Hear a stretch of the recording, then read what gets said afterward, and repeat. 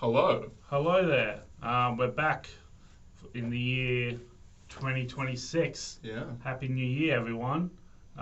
This is Wolf again. This is Toad. Hello. And we're here to give you another podcast. This time, this podcast is going to be about chess. Chess. Okay. Now, for the 5 of you who are still here, welcome. Yeah, because we know that chess is like it's an acquired taste. But me and Toad, we're both gamers, and Chess is a game. chess is a game, but it's not just any game. It's the oldest game Pretty in old existence. Game. Oldest game in existence. Yeah, well, as far as we can tell. Yes. I think the first, the game chess dates back to like sort of 1400s or something like that. Pretty old. And or maybe even earlier than that.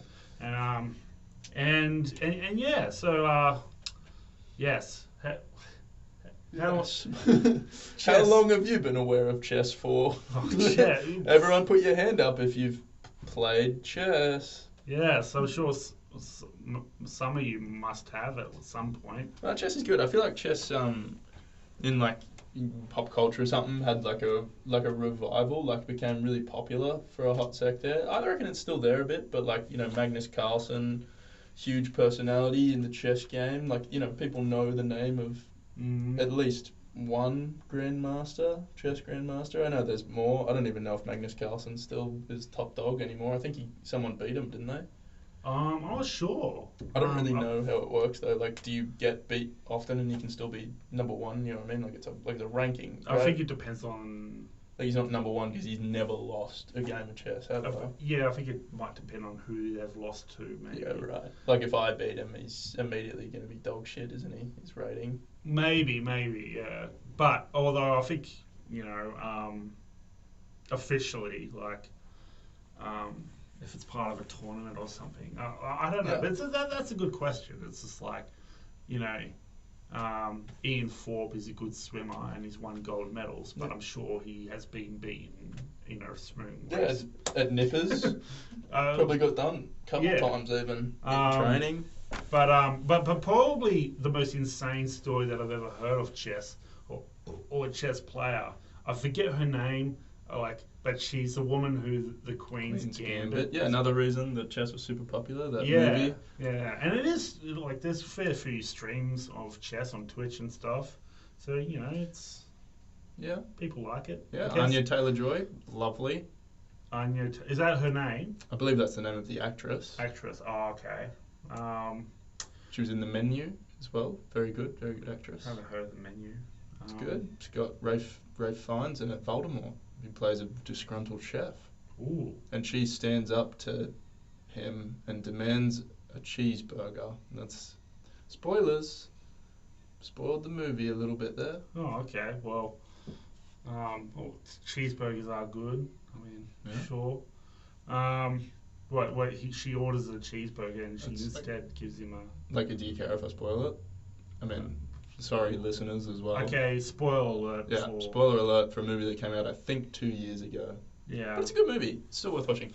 So it's like, I won't spoil too much, but he just kind of makes really elaborate, works of art, like types of dishes, and he kind of gets really upset that people don't appreciate the art, and like sort of the nature of like food as an art is a bit weird because people like eat it and then it turns into shit right in the toilet. And then she like kind of revives his love for making food a little bit by asking for just a simple cheeseburger. Well, like there's a bit of a caveat to that. See, when I was studying film at TAFE and at the university and stuff, there's a philosophy that a very good teacher, passed on to us, which was, okay, you kind of got to think of art as like a rainbow, right? It produces all these really, really nice colours, but those colours cannot cross too much, because if those colours cross too much, it turns into... Brown. You get exactly. brown when you mix too many colours. Yeah. Like if you just mix the entire earth together, it's not. It's not gonna. I mean, yeah, I don't know. That's clever. It's like there's always, it doesn't matter how Well, I good think of an it's idea is, Mm. at some point it's going to go from being really, really good to kind of shit, Sure. you know? Um, Like yeah. a guitar solo. Yeah, like just think of it as a guitar solo that goes on for like 20 Too minutes. long. Yeah, exactly right. 10 seconds. Sick. 10 seconds, even 20 seconds, even 20 maybe seconds? a Yeah, minute. but that's you tell on the line. A minute. Look, I guess it's up to personal preference. I mean, But if I'm listening to like a 3 or 4 minute song and a minute of that is guitar solo, you need to wake up to yourself and stop playing that guitar solo. in my what's opinion. that song by Muse? Ballad of the something. I don't know. That's I a good only song. know Supermassive Black Hole from Twilight. Yeah, that's a classic. But yeah, the it depends on the song. A song can go for about a solo can go for like a minute or so. That's my threshold at least. And it's like 5 minutes to 10 minutes, and it's like okay, you know. Anyway, that's just chess. So chess. Yes. So yeah, we're back to chess, and Great game. it's a great game. Like, well, I've been playing it a lot recently because, like, I feel like it's just a good. It's really just a good brain stimulant. I think it's like going to the gym for your brain a bit. You know, you just get better at. Bit of mental exercise. Yeah, you start to become just like I think it like it does make you better at situational stuff like Situational awareness. situational awareness, Attention, right? yeah, Keep thinking checking ahead, new pieces. Oh yeah, that's the hardest thing to learn in my experience. yeah, especially in chess. Yeah. But like I don't know, chess is like it's also a very humbling game. Yes, hugely. Yeah, because it doesn't really matter. It doesn't matter how good you get. There's always going to be someone that's better than you. Although going back to this, like I forget her name. Like I'm just gonna do a quick Google of her name. From the Queen's Gambit. The woman who that's based off. Yeah, Like, I haven't actually seen the movie. Little confession. yeah, neither actually. But You're right. but the thing is You know though. the story a bit, do you? But the thing is, like the woman who that's based off, the Queen's Gambit.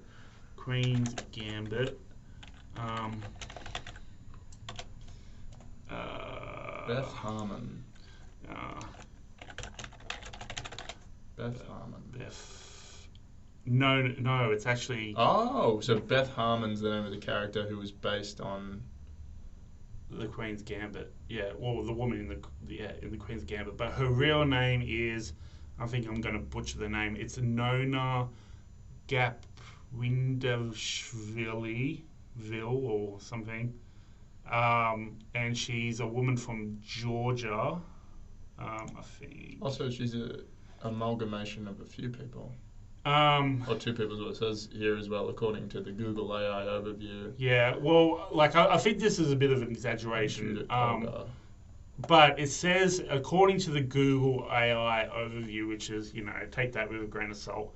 But it says here, this is insane. Defeated 59 male opponents in simultaneous exhibition, including 28 grandmasters.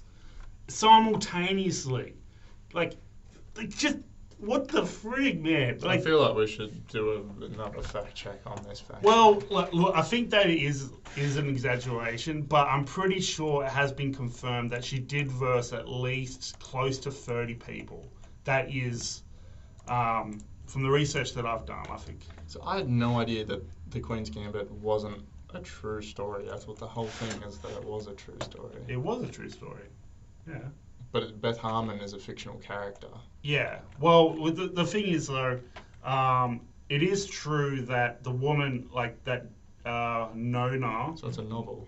Woman, yeah, did sue Netflix because of that series. Yeah. Because they misrepresented her. Even though, Author of The Queen's Gambit denied that Beth was based on anyone in the chess community and considered The Queen's Gambit to be his quote-unquote tribute to brainy women. You're right. Cool. We know. More, you know, yeah. But I've looked at multiple sources, and I don't know if 59 people or men simultaneously is true, but I'm pretty sure it's at least like close to 30 people, which is still insane. Yeah, I feel like beating more than one person simultaneously at all is a pretty big claim. That's a huge feat. Yeah, like it's impressive shit. The mental energy and focus, like it's not just having just to beat one person. Yeah, just one game alone, like let alone because that's the thing that makes it challenging for chess for me anyway. It's like it's not so much. I mean, you know, think having an analytical mind, sure, but like psychologically, it's very kind of draining as well because, like, you know, like it is a kind of like a psychological game, you know, to an extent, you know, because you're kind of trying to feel out what your opponent might do. And yeah, stuff. like you're trying to anticipate what they're trying to do and. Yeah, like, and I don't know, like that's. Yeah, no, I think so. I think especially at like the level that you and I play at as well, because I mean I could be wrong. I've watched a bit of. Have you ever heard of a guy called Hikaru? I think is his name.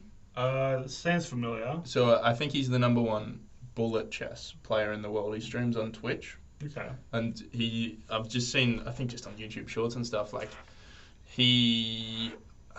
I believe it's just through studying the game for so long that, like, you kind of can know every possible move that could be made. Yeah. Kind of, you know, but you're right, though. There's still a bit of psychology because, yeah, you're putting pressure on the queen, but someone still could just fucking not even notice it and move a pawn or whatever. Yeah, for sure.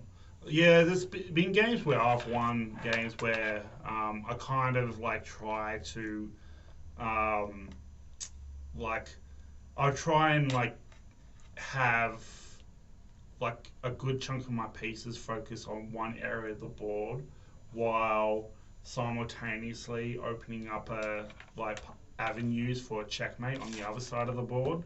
So it's like there's been games where like I've made the guy or whoever it is that I'm versing like get really defensive with their queen over here while opening up spaces from both my queen and my rook to come over here, check the king and get them in checkmate. It's just like, I suppose creating a diversion or creating almost like a fork, which is a tactic in chess when you know, basically putting them in a position where it's like, you know, like knights are perfect for forks where, you know, you can get the knight to make them have to make a wager of, you know, do I sacrifice a rook over a bishop or a queen over a knight? You know, because the knight is the only piece on the board that can't be blocked. It can only either be evaded or neutralized. Although, like in my opinion, I think it's just because like I'm still quite new to chess. I've heard from the greats, like really like experienced players, they actually find the bishop to be more scarier. Although, in my opinion, like, well, I just feel like the horses are scary just because, you know, they can jump over things. It's hard to visualize the shapes a lot of the time. Yeah, like it's, I don't know. No, I agree with you. I mean, both can get me. I've been sniped by like the bishop that's on the other side of the board so many times that I didn't see. Bishops are good for crowd control for sure. Right. But the thing is, like, I think if you've got at least one bishop, it makes things a bit easier because it's, you know, that you have more chances of survival depending on what square the other bishop is covering. Right. If they've got one bishop left and that bishop is covering a black square, just keep your pieces off black. Yeah, like we'll try to just be aware of black. Yeah, and white if it's the other way around. But horses, man, like, I've had games where, you know, I had my opponent on the ropes the whole game way through, but they had this one knight there, like it's just, yeah. that just jump around and like they're a good bodyguard, I guess, for the king. And yeah, like they can really turn a game around if you're not careful. But yeah, like, well, do you play chess often? Do you go on chess.com?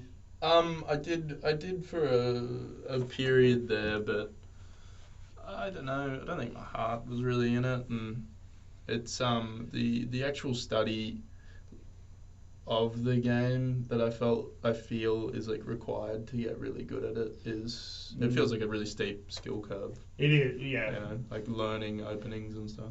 Yeah.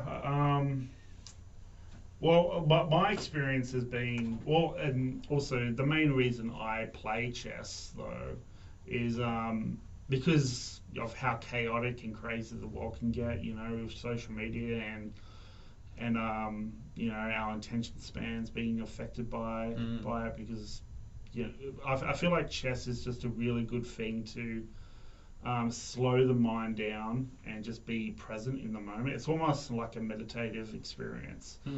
And yeah, so that's the main reason I play chess. Whether or not studying it though, like I feel like you can. My strategy has been like try and learn at least to start with one opening move that you feel like works for you, and just practice that over and over. And we'll just get and build on that. You know, like yeah, but yeah, as I said before, yeah, although you know, studying does help as well, like watching other people play or reading up on what that can be fun. Grandmasters have done and stuff like that. But the good thing about chess.com, and I'm kind of going to be endorsing a bit of AI here, so I'm going to be triggering here, but like they've got AI mentors that are like AI mentors that are replicas of actual grandmasters that have existed. So I mean, it is a paid subscription, but once a day, at least for my subscription, like they will do a review of your gameplay, and they will tell you, okay, yeah, this was a good move, this was a good move, you could have made a better move here, this was a shit move. Well, they don't say that, but yeah, they might as well say that. They might as well. It's a blunder. Yeah, it's a blunder. They say. Give us a break. Yeah, that's the PC version of. Yeah. You made a shit move. Yeah, probably is. Anyway, Mr. Wolf, any closing remarks before we pull the pin on this one? Oh Jesus, kicking me out already. Yep, but, it's all over. Yeah, all right. Well, just yeah, chess. I recommend it. Yeah. It's a good tuning out from all the noise of the world, because the world can be a very noisy place with, you know, all these satellites and fucking TikToks and Instagrams and Reels and Shorts and fucking yeah, it's like blaring at you. And chess is a good thing to just go, you know what, I'm just gonna chill for a bit. Chess. And yeah, what about you? Got any kind of like fucking?